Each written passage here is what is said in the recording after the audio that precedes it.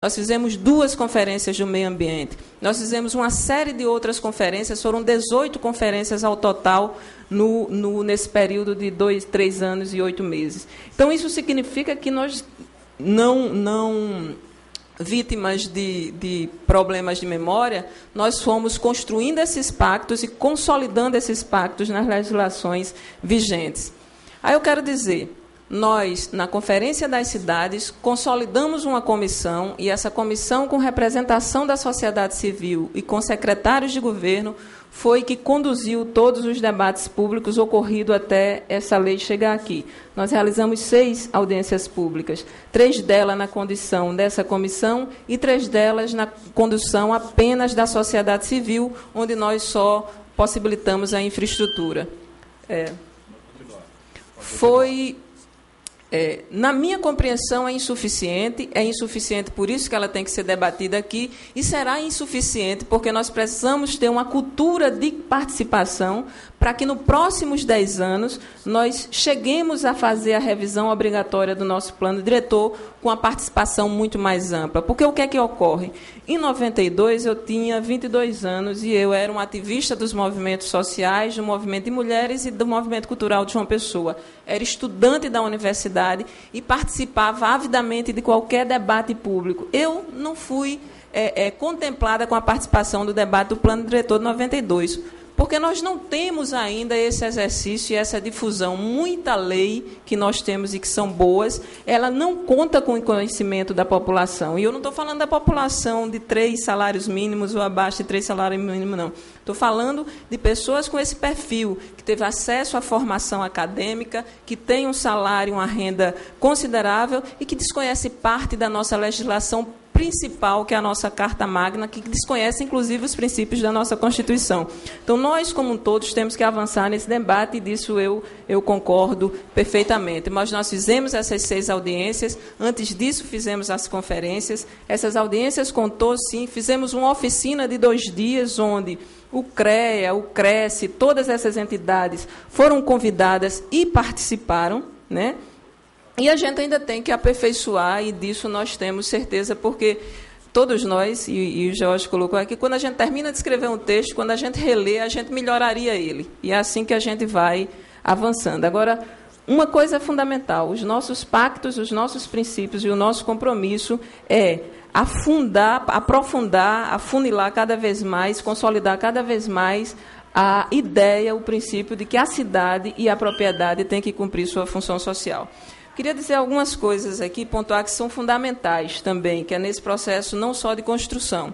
É que cidade nós temos hoje? Do plano para a realidade existe uma distância muito grande. Apesar de nosso plano de 92 ser fantástica do ponto de vista de legislação, uma ferramenta fantástica que tem suas falhas, por exemplo, se a gente vai no plano e vê o conceito de zona rural, é o conceito de que a zona rural é a área para a expansão da zona urbana. Você sabe muito bem. E esse é um conceito impreciso.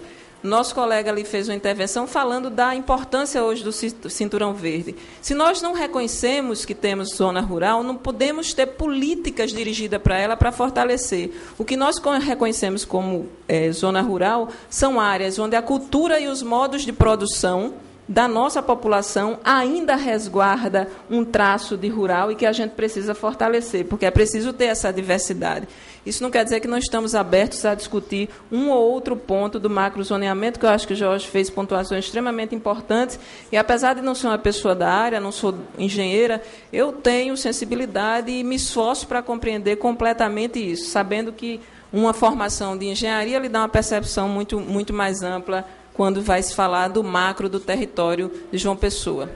Outro aspecto da reconstrução disso foi reconhecer o território entre a lei e o que existe na realidade. E aí nós contamos com ferramentas tecnológicas muito mais avançadas do que vocês. Eu achei fantástico você ter apresentado o mapa, porque esse mapa ele deve, na verdade, constar de um quadro nosso para que a gente preserve o nosso avanço. Mas nós utilizamos fotografias aéreas dessa cidade para a gente reconhecer o nosso território, reconhecer a quantidade e o tamanho da degradação ambiental que o João Pessoa desenvolveu de 92 para cá, da ideia do mapa que nós tínhamos para a fotografia. Existe uma diferença enorme entre o que éramos e o que somos.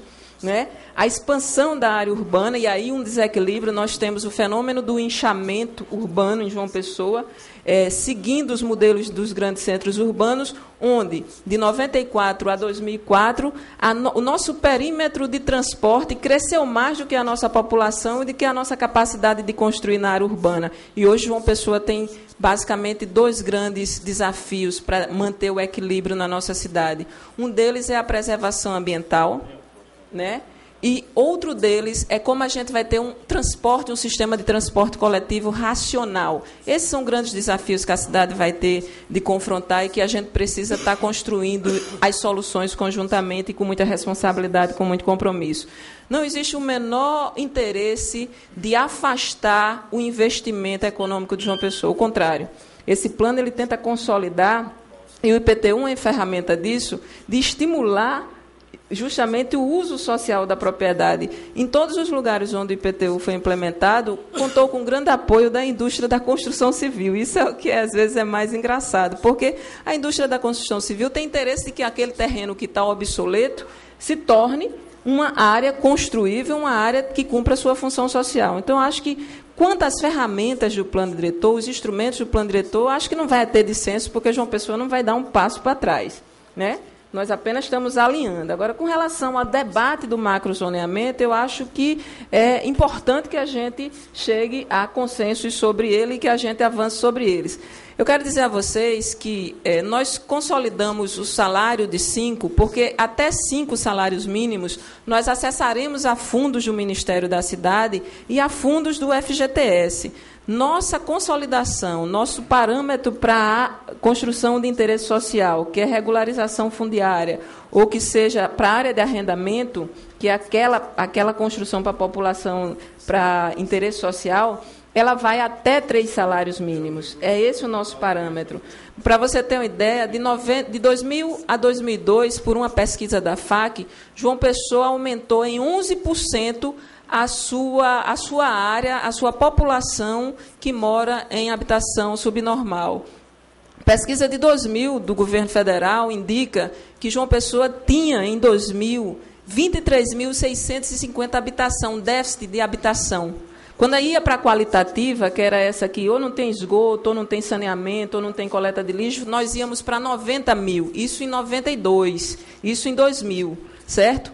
A fotografia disso agora, em 2008, mudou um pouco, alterou um pouco, porque esse governo, dentre tantos avanços que conseguiu implementar e que conta com a aprovação da população, conseguiu amenizar um pouco esse déficit. Nós entregamos 3.200 casas, nós capitalizamos recursos, inclusive com o PAC, e o PAC também, através do governo estadual, vai aumentar essa nossa área de cobertura de saneamento, porque a Paraíba e o governo estadual conseguiu recursos para esse fim. Então, na nossa apresentação aqui do plano diretor, nós vimos que nós vamos chegar basicamente a 100% de área de cobertura de saneamento, e isso é fundamental para o nosso desenvolvimento. Porque vocês têm uma ideia, a gente não reduz a mortalidade infantil, que nós reduzimos nesse governo, de 17,9 para 14,6, isso é importante dizer, como reduzimos a quantidade de mortalidade no trânsito. A mortalidade infantil é o seguinte, ela é contabilizada por cada 1.000 nascidos vivos. João Pessoa hoje nasce por ano 12 mil crianças. Isso quer dizer que nós salvamos mais de 30 vidas, mais de 36 vidas de crianças nessa cidade, e nós precisamos reduzir ainda mais, porque a gente tem que sair do médio para o baixo índice de mortalidade infantil. Só que isso não vai sozinho, isso só vai se a gente aumentar a renda per capita, se a gente conseguir diminuir a área não coberta de saneamento básico. Esse indicador só anda conjuntamente. Então, esse governo conseguiu indicadores muito positivos, e por isso que ele é muito bem avaliado, e ele vai conseguir muito mais se a gente tiver ferramentas e conseguir implementar as coisas da maneira que a gente vem implementando. Então, concretamente, a gente, na habitação de interesse social, tivemos um avanço, mas precisamos ainda atacar muito fortemente esse problema de desigualdade social, porque na nossa cabeça, às vezes, a gente pensa o seguinte: não, eu vou afastar a pobreza me distanciando dela.